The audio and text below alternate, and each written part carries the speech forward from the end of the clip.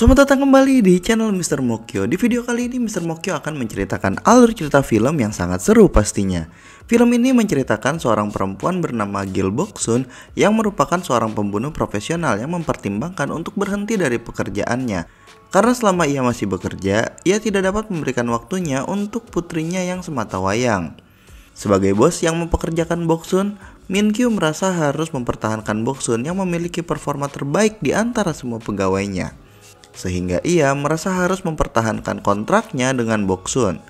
Di sisi lain, Min Hee selaku bos yang juga kekasih Min Kyu ingin Boksun hengkang dari perusahaannya karena ia cemburu dengan sikap Min Kyu yang terlalu lembut pada Boksun. Lantas, bagaimana Boksun menyikapi keadaan itu? Rintangan apa saja yang menanti Boksun?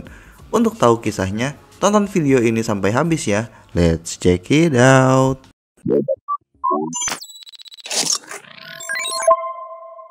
Di Korea, hiduplah seorang perempuan bernama Boksun, seorang ibu tunggal yang memiliki seorang putri bernama Jaeyoung. Boksun menjalani hari-harinya seperti ibu-ibu pada umumnya, seperti mengantar anak sekolah, berbelanja kebutuhan rumah, dan berkumpul dengan ibu-ibu lainnya. Di antara hal biasa, Boksun sebenarnya seorang pembunuh profesional yang bekerja di bawah perusahaan besar bernama MK. Boksun juga merupakan andalan MK karena tidak pernah gagal saat menjalankan tugas. Bahkan, ia menjadi salah satu pegawai yang bisa menerima pekerjaan level A. Tetapi Boksun mulai terganggu dengan keadaannya karena putrinya yang sudah mulai dewasa membuat objektivitasnya berubah karena beberapa pendapat putrinya. Ditambah lagi, ia khawatir jika putrinya tahu sosok Boksun yang sebenarnya. Seperti pada saat Boksun ditugaskan untuk membunuh seorang Yakuza, ia tidak langsung membunuhnya karena Jaeyoung pernah berkata bahwa ia benci orang yang curang. Maka dari itu, ia mengajak Yakuza tersebut duel demi kemenangan yang sah. Alhasil, Boksun kewalahan karena si Yakuza cukup mahir dalam bertarung. Dengan kemampuannya memprediksi gerakan lawan, Boksun merasa akan kalah jika melanjutkan pertarungan. Sehingga ia minta ganti senjata dan akhirnya Boksun menembak Yakuza tersebut. Keesokannya, direktur MK yaitu Min Kyu dan Min Hee yang juga merupakan sepasang kekasih menonton berita pembunuhan yang dilakukan Boksun. Min Hee mengatakan bahwa Boksun harusnya membunuh Yakuza itu dengan senjata tajam. Tetapi Min Kyu mewajari keputusan Boksun yang berimprovisasi saat bekerja. Suatu hari, Boksun sedang makan siang dengan teman-temannya yang satu profesi dengannya di sebuah kedai. Seperti biasa, Boksun menjadi pembicaraan karena pekerjaannya menjadi topik utama berita. Kala itu, datang seseorang bernama Haesung. Ia merupakan pembunuh profesional yang juga bekerja untuk MK, tetapi levelnya di bawah Boksun. Saat bergabung dalam pembicaraan, Haesung menyinggung kebijakan yang dibuat MK sehingga perusahaan dan pembunuh profesional yang ingin bersaing menjadi terhalang. Menurutnya kebijakan itu hanya menguntungkan MK dan membuat para senior menjadi mendapatkan uang lebih banyak dibanding juniornya. Boksun yang merupakan senior merasa tersinggung dengan perkataan Haesung. Boksun lantas mengatakan jika memang merasa tidak puas dan merasa lebih kompeten dari dirinya, ia mempersilahkan orang tersebut mengiriminya pisau berdarah, yang artinya undangan duel sampai mati. Boksun pun pergi. Saat akan menuju mobilnya, terlihat 5 orang berandalan sedang mengerumuni mobil Boksun. Saat Boksun mengusir mereka, berandalan itu memanggil Boksun dengan sebutan jalang. Seketika Boksun emosi dan memanggil mereka babi. Tentu saja berandalan itu menjadi emosi. Saat mereka mendekati Boksun, dari belakang muncullah Haesung yang langsung menghabisi 5 orang tersebut.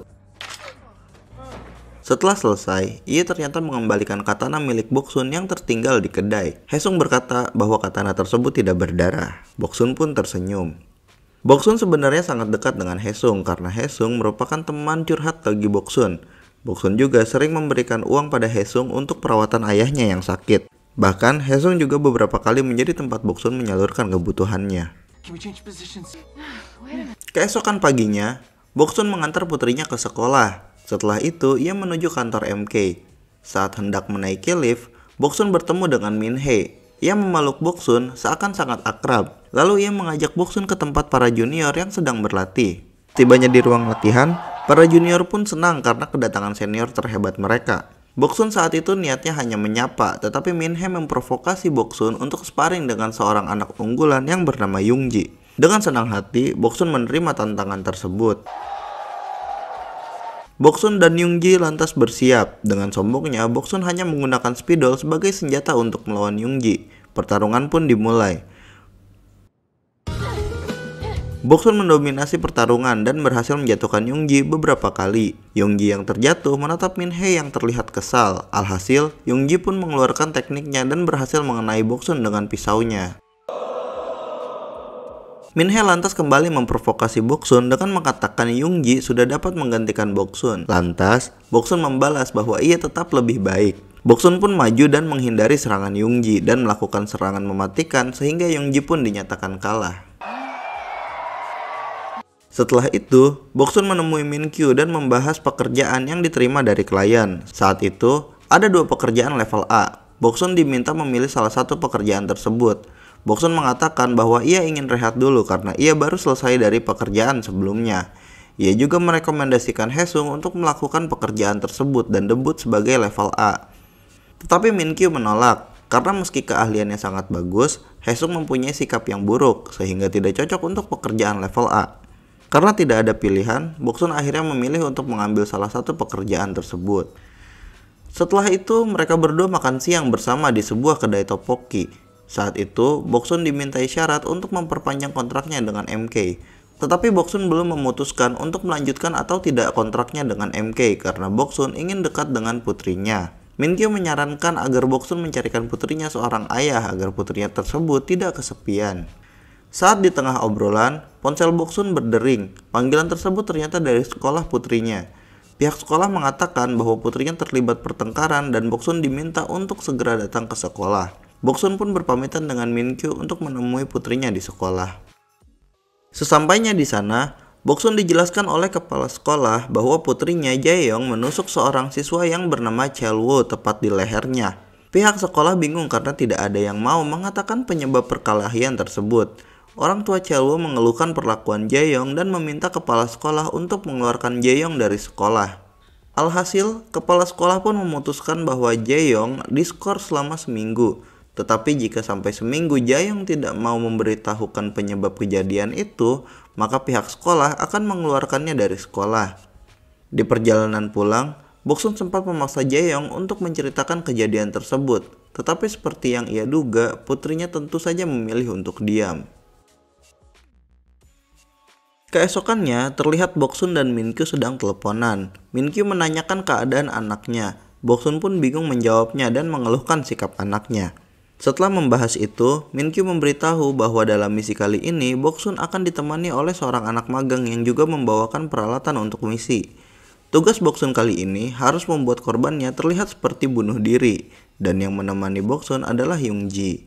Boksun dan Youngji berangkat menuju lokasi target. Sesampainya di sana, mereka melakukan persiapan dan masuk ke kamar korban yang telah berhasil mereka bius dengan obat tidur. Saat itu, Boksun terlihat mengajari Youngji dengan memberikan beberapa masukan saat akan mengeksekusi korban. Saat Boksun memperhatikan kembali wajah targetnya, ternyata ia adalah anak dari calon Perdana Menteri yang pernah ia lihat dalam berita karena terjerat kasus suap. Boksun lantas membaca surat bunuh diri yang sudah disiapkan. Di sana tertulis seakan anaknya menyalahkan diri sendiri dan meminta maaf pada ayahnya yang jadi terlibat meski bukan kesalahannya. Boksun lantas berubah pikiran. Boksun dan Youngji kembali ke dalam mobil. Di sana Boksun menelepon Min-kyu yang sedang berada di Rusia untuk mengerjakan misinya. Boksun menyampaikan bahwa ia gagal dalam misi. Tentu saja Min-kyu tidak percaya. Min-kyu yakin Boksun membaca surat bunuh diri dan mengetahui bahwa kliennya adalah ayah kejam yang tega membunuh anaknya sehingga Boksun tak tega untuk mengeksekusi targetnya. Boksun lantas meminta Min-kyu agar tidak mengirim siapapun untuk menyelesaikan misinya sebagai syarat perpanjangan kontrak. Dengan berat hati, Min-kyu menyetujui permintaan tersebut. Untuk meluapkan emosi atas kelakuan Boksun, Min-kyu lantas beraksi dan membantai seluruh gangster yang ada di dalam sebuah bar.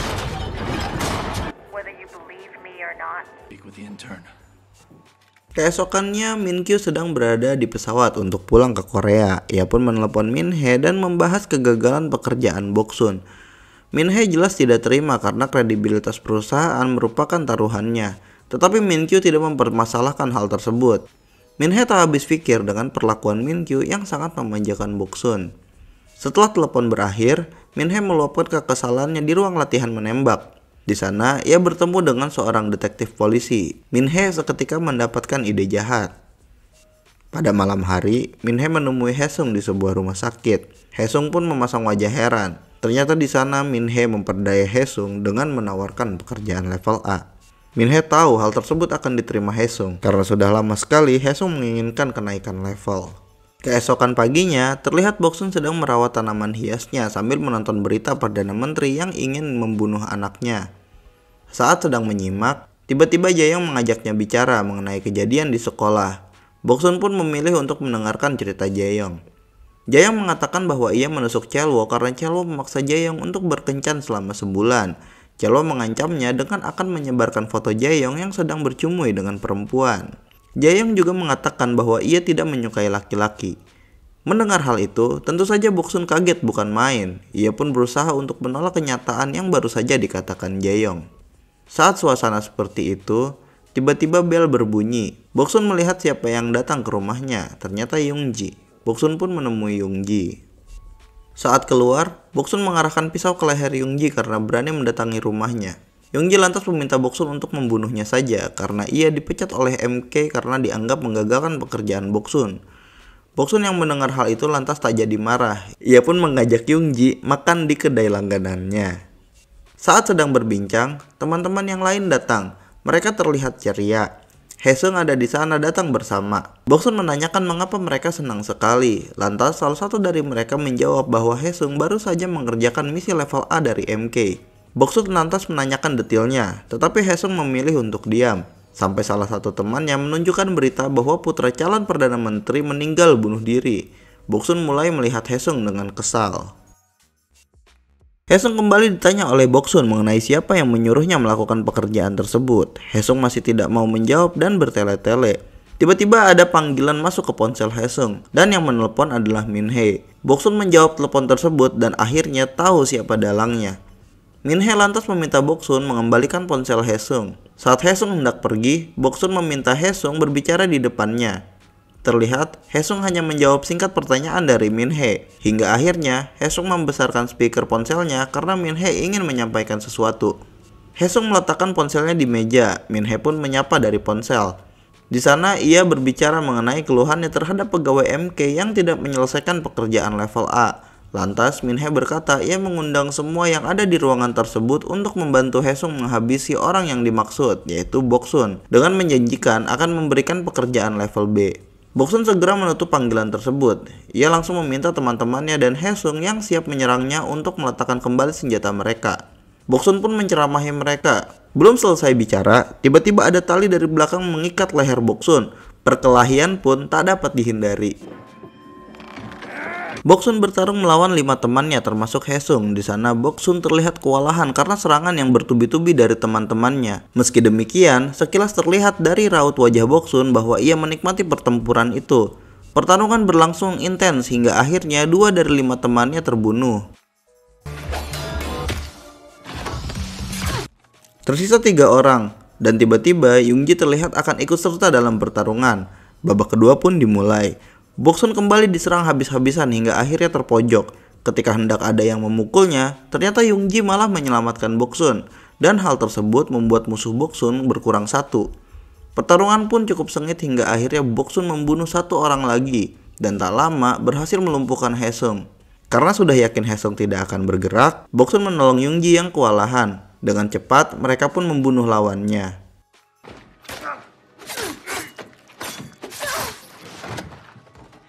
Boksun kembali menemui Hae-sung yang sekarat. Hae-sung saat itu meminta maaf atas tindakannya. Hae-sung juga meminta Boksun untuk sesekali menjenguk ayahnya. Tanpa menjawab, Boksun mengakhiri Hae-sung. Tinggallah Young-ji seorang diri. Boksun pun kehabisan kata dengan kondisi saat itu dan hanya meminta Young-ji untuk memanggil tim pembersih. Di tempat lain, Min-kyu marah bukan main ketika tahu Min-hee bertindak di luar wewenangnya. Tetapi bukannya takut, Min-hee malah menantang kembali Min-kyu karena ia tahu Min-kyu tidak akan bisa berbuat apa-apa kepada kekasihnya. Lagi pula, menurut Min-hee, Min-kyu sangat memanjakan Boksun sehingga ia kesal dengan hal tersebut dan berniat untuk menyingkirkan Boksun. Kembali ke Boksun yang sedang berada di kedai. Tim pembersih sudah datang dan membersihkan bekas pertarungan. Boksun yang masih heran kenapa Young-ji membantunya lantas bertanya pada Young-ji. Young-ji menjawab bahwa kesempatan hidupnya lebih besar jika tidak melawan Boksun. Boksun pun tak habis pikir. Terlihat Boksun sudah meninggalkan kedai.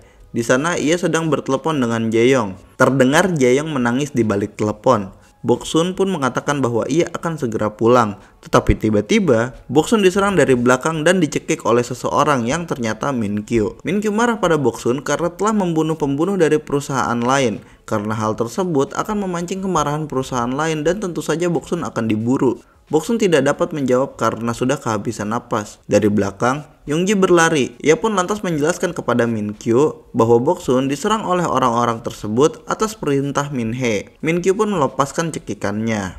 Boksun lantas berkata tidak mau ambil pusing dan ingin segera menemui putrinya. Tetapi Minkyu berkata bahwa ia harus segera memperpanjang kontrak agar Minkyu bisa melindunginya. Boksun lantas mengancam kembali dengan akan membocorkan bahwa Minhee lah penyebab kejadian tersebut. Minkyu lantas mengancam Boksun dan terpaksa membunuhnya jika itu terjadi. Karena dipastikan ia akan kalah jika melawan Minkyu dengan kondisi itu, ia pun lantas mengalah. Minkyu lantas meminta Boksun untuk datang ke kantor besok untuk tanda tangan kontrak. Sebelum pergi, Boksun berpesan pada Minkyu bahwa Youngji terlalu bagus untuk dipecat dan bisa menjadi berharga untuk MK nantinya. Boksun pun pergi meninggalkan Minkyu dan Youngji. Di tengah perjalanan, Boksun menyempatkan diri untuk membersihkan lukanya. Sesampainya di rumah, Jaeyong pun menangis karena khawatir terjadi apa-apa pada ibunya. Tetapi Boksun menjawab tidak ada yang terjadi, hanya saja ponselnya terjatuh. Ketika Boksun menanyakan alasan Jaeyong menangis, Jaeyong membalas Boksun bahwa ia tidak apa-apa. Boksun pun marah dan sedih karena berharap agar Jaeyong memaafkannya dan memaklumi keadaannya tersebut. Boksun yang frustasi lantas tak kuat menahan air matanya. Jaeyong akhirnya kembali dan menghampiri ibunya. Ia lantas meminta maaf atas sikapnya yang dingin dan mengatakan bahwa ia akan bertanggung jawab meski harus keluar dari sekolah dan menjalani hidup baru. Setelah itu, Jaeyong mengatakan hal yang mengejutkan lagi, yaitu ia pernah menemukan pistol dan paspor palsu di tas milik ibunya. Lalu Jaeyong bertanya apakah ibunya pegawai intelijen negara. Boksun yang kaget bukan main hanya bisa menjawab bahwa ia tidak bisa menjawab pertanyaan itu. Jaeyong dengan pengertian akhirnya merasa lega dan kembali tersenyum. Untuk menghindari pertanyaan lanjutan, Boksun pamit untuk membersihkan diri. Keesokan paginya, Boksun menemui Minhee di kantor MK. Di sana, Minhee menyodorkan kontrak baru untuk Boksun. Seperti yang diketahui, Minhee dan Boksun hanya pura-pura akrab karena sebenarnya mereka saling tidak suka. Sebelum tanda tangan, Boksun menanyakan keberlangsungan Youngji di MK. Minhee akhirnya cerita bahwa Youngji telah disingkirkan karena ia merupakan satu-satunya saksi dari insiden itu.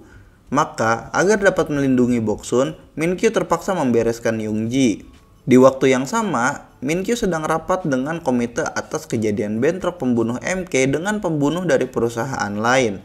Di sana ia mengatakan bahwa MK bersalah dan akan memberikan kompensasi atas kejadian itu. Pernyataan Minkyu tidak memuaskan bagi perusahaan lain sehingga ada satu orang yang dengan arogannya menghampiri Minkyu karena tidak percaya dan merasa MK telah menutupi fakta. Ia pun mengeluarkan pisau dan menanyakan kembali kredibilitas MK. Hal tersebut membuat emosi Minkyu terpancing sehingga ia memukuli orang tersebut hingga tewas. Melihat kejadian tersebut, anggota komite lain merasa kecewa dan memilih pergi. Di kantor MK, Boksun terlihat sudah selesai bertemu Minhee, tetapi sebelum ia pergi, ia memberikan pena yang berlumuran darah pada resepsionis. Boksun mengatakan bahwa ia titip pesan untuk Minkyu agar mengatur waktu dan tempat, yang artinya Boksun mengajak Minkyu untuk duel. Karena di dalam kantor, Boksun memutuskan untuk menghabisi Minhee yang tentu saja sama dengan menantang Minkyu. Minkyu yang pulang dari rapat komite akhirnya menerima pesan tersebut dan menerima kenyataan bahwa Minhee telah dihabisi Boksun. Akhirnya ia menghubungi Boksun, tetapi yang mengangkat panggilan tersebut adalah Jaeyong. Minkyu mengatakan pada Jaeyong untuk menyampaikan pesan pada ibunya bahwa ia menerima pesannya dan mengajaknya bertemu besok di kantor. Keesokannya, Boksun bersiap di rumah. Tanpa pamit dengan Jaeyong, ia pun pergi menuju kantor MK. Begitu pula Minkyu yang bersiap di kantor MK untuk menyambut Boksun. Sesampainya di sana, Boksun dipersilahkan naik oleh resepsionis karena Minkyu telah menunggunya. Ia pun naik lift.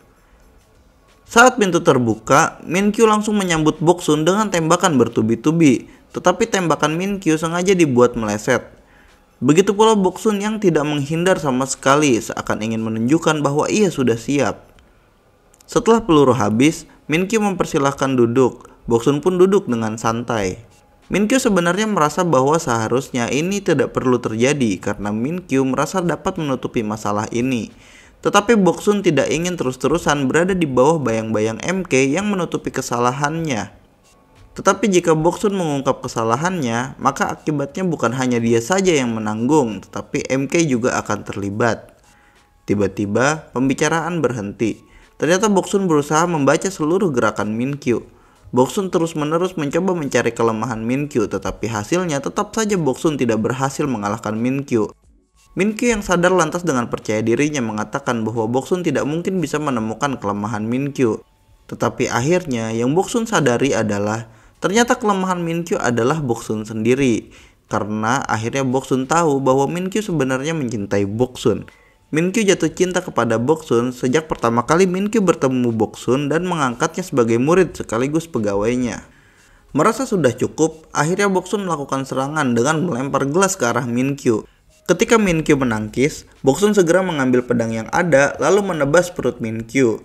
Minkyu pada akhirnya menerima kenyataan bahwa Boksun yang ia cintai dan ia selamatkan telah membunuhnya. Di ambang kematiannya, Minkyu menjelaskan bahwa bagaimanapun ia membayangkan, ia tak sanggup hidup tanpa kehadiran Boksun. Maka dari itu, ia memilih kalah. Tetapi ia berpikir, Jaeyoung harus menerima kenyataan mengenai sosok asli ibunya, dan ia harus mengetahui hasil dari pertarungan tersebut. Boksun pun lantas kaget, dan ia tahu betul apa yang dimaksud Minkyu. Boksun segera pulang untuk menemui putrinya, dan ia takut bahwa putrinya tidak lagi menganggapnya sebagai ibu karena tahu kenyataannya. Sesampainya di rumah, Boksun mendapati putrinya tidur. Saat hendak menutup pintu, Jaeyoung terbangun. Lantas Jaeyoung yang terbangun hanya memberikan kata-kata penyemangat karena ia tahu ibunya pasti lelah dan menyuruhnya untuk segera istirahat. Boksun pun tersenyum dan lega ketika mengetahui bahwa anaknya tidak mempermasalahkan mengenai kenyataan sosok ibunya. Film pun selesai. Ya begitulah tadi alur cerita film Kill Boksun yang rilis tahun 2023. Sampai video ini tayang, kalian bisa menonton film lengkapnya di Netflix ya. Jangan lupa like dan share jika kalian suka. Jangan sungkan untuk memberi masukan agar channel Mr. Mokyo bisa lebih baik lagi. Nantikan video alur cerita film lainnya hanya di channel Mr. Mokyo. Bye bye.